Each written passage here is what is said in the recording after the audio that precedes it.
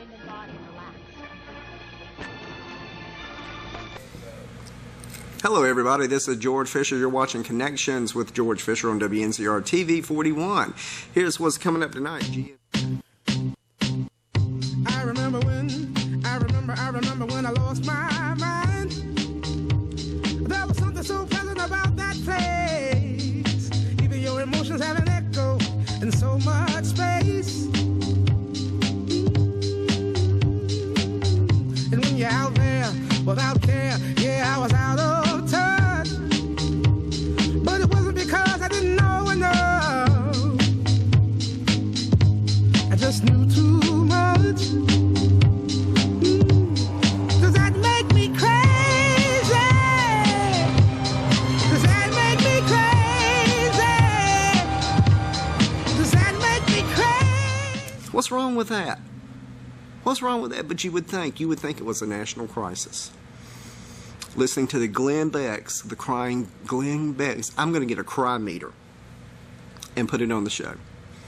Just because you're watching this in eastern North Carolina does not mean that everybody in this little region of the country is a neocon conservative. Let me dispel that rumor.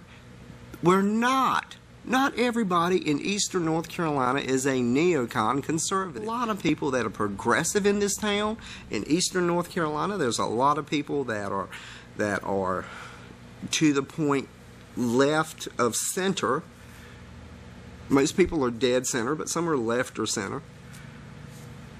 Do you ever have that problem, Bronson? Every time you travel all over the country, I know you travel, I travel some. It just seems like that when you say that you're from eastern North Carolina, they just look at you like, I know you're a conservative. Do you ever get that? No, I don't. Well, you're just a wealth of information today. I don't get that. Yeah, but again, when I tell people from East North Carolina, they start ranting about the problems in East North Carolina. That's about all they do. So. Well, who's rambling about the problems in eastern North Carolina? Well, you know, when you go out to L.A., are they rambling to you about the problems in eastern North Carolina? When I get content. Yeah. My thought is he should have kept his mouth shut and said nothing. Then you ain't got to read between the lines what was said. I'll agree with you 100%. In fact, I said that on the show the very first night the very first time this article was ever mentioned on local TV. I pulled that article out, and I saw that comment that Tommy Moore said. Basically, Tommy Moore, the guy that's in jail for this, is Antoine Pittman. I know. Now, Tommy Moore he's a lawyer here in Rocky Mount, North Carolina. He represented Antoine Pittman on other charges. So the guy that wrote the article went to Tommy Moore and, of course, interviewed him. And Tommy Moore agreed to it.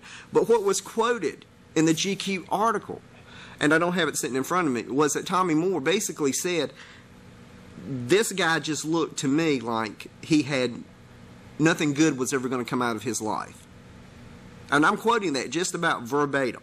I may have missed a couple of words, but I'm quoting that just about verbatim. If Tommy Moore said that, it is ridiculously terrible for a lawyer to talk about a former client like that.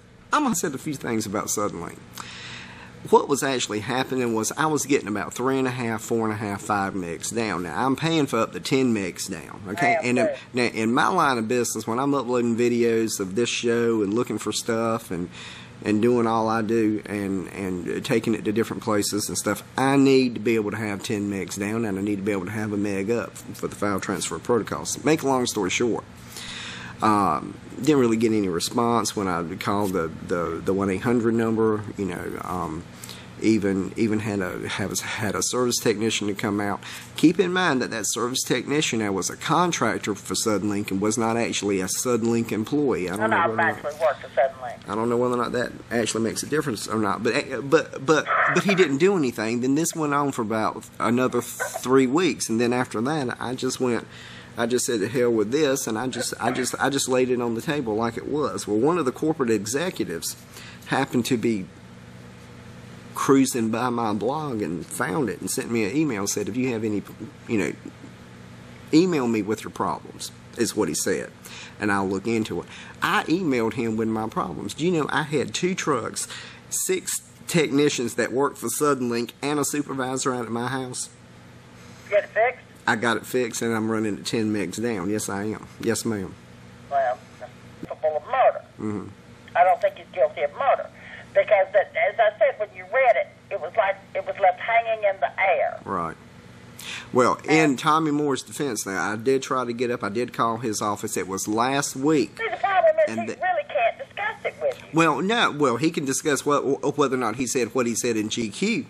He can say that, because if he can damn sure say it to GQ, he can say whether or not he said what he said on this show. Well, you follow me? He can finish that sentence. He can finish that sentence, and that's all I'm asking him to do, because I don't think he said it, and I don't think he said it like that. But what I am saying is,